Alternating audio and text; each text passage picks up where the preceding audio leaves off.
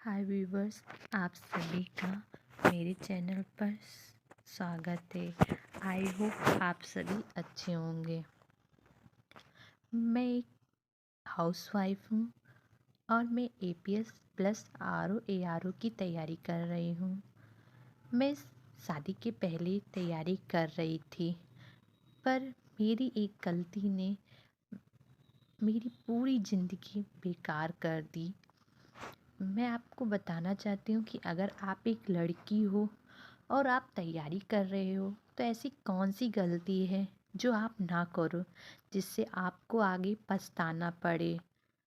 चलो, आज मेरे वो गलती सुधारने का मौका है, पर शायद आपके पास ना हो वो गलती सुधारने का। इसलिए अगर आप इस गलती को कर रहे हैं तो आप मत करो। चलो, मैं आपको बताती हूँ कि ऐसी कौन सी गलती थी जो मैंने की। मैं बाहर रहकर ही प्रिपरेशन कर रही थी। 2016 में मैंने अपनी तैयारी शुरू की थी। मैं महिंद्रा कोचिंग ज्वाइन की थी। तब मुझे पता नहीं था कि मुझे क्या करना है, पर मैंने बैंकिंग की तैयारी शुरू कर दी थी। उस समय मुझे कुछ भी समझ में नहीं आ रहा था कि मुझे क्या करना चाहिए, और वहाँ जो भी सब पढ़ा रहे थे वो भी बिल्कुल भी समझ में नहीं आ रहा था।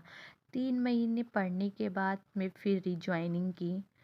पढ़ती गई, बिल्कुल भी दिमाग में नहीं आ रहा था, पर मैंने अपनी पढ़ाई के साथ बिल्कुल लापरवाही की। लापरवाही का मतलब, अगर आप पढ़ाई कर रहे हो या फिर अदर काम कर रहे हो, अगर आपने उसमें अपना 100% नहीं दिया तो वो आपका काम गलत ही होगा। मान लो आप हाउसवाइफ हो, अगर आप खाना बनाते हो तो उसको आप पूरे मन से नहीं बनाओगे तो वो गलत ही होगा। सेम बात मेरे साथ हुई। मैंने अपनी पढ़ाई को उतना सीरियस नहीं लिया। मैंने सोचा, पढ़ने का भी बहुत मन था, घर से इसीलिए गई थी कि मैं पढ़ाई करूँगी, पर मैंने अपनी पढ़ाई को अपना 100% नहीं दिया। 100% की जगह मैंने सिर्फ अपनी पढ़ाई को 50% या 60% ही दिया। जो मैं आज उस गलती को लेकर बहुत परेशान हूँ। दिन बीतता गया और मैं अपनी पढ़ाई को सीरियस नहीं ली। शादी हो गई। उसके बाद भी मेरे हस्बैंड ने कहा पढ़ाई करो। मैं पढ़ाई करती, स्टार्ट करती, फिर बंद कर देती, फिर 2-4 दिन, 15 दिन, महीने भर पढ़ती, फिर बंद कर देती। मुझे यहाँ तक नहीं पता था मुझे पढ़ना क्या है।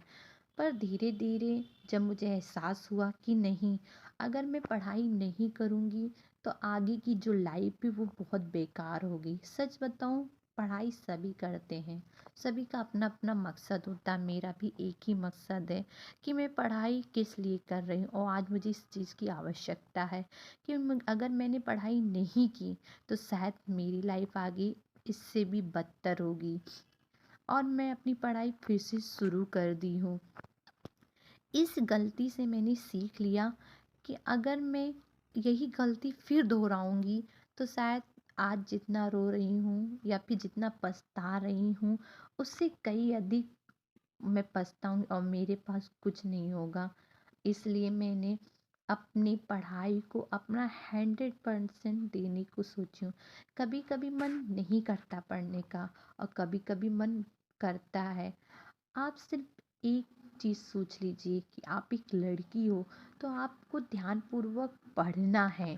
आपके माता पिता, भाई, जो भी आपको पढ़ा रहे हैं उनकी बात को मानकर और आप पढ़िए, बिल्कुल भी लापरवाही ना करिए। अपनी पढ़ाई को अपना 100% दीजिए।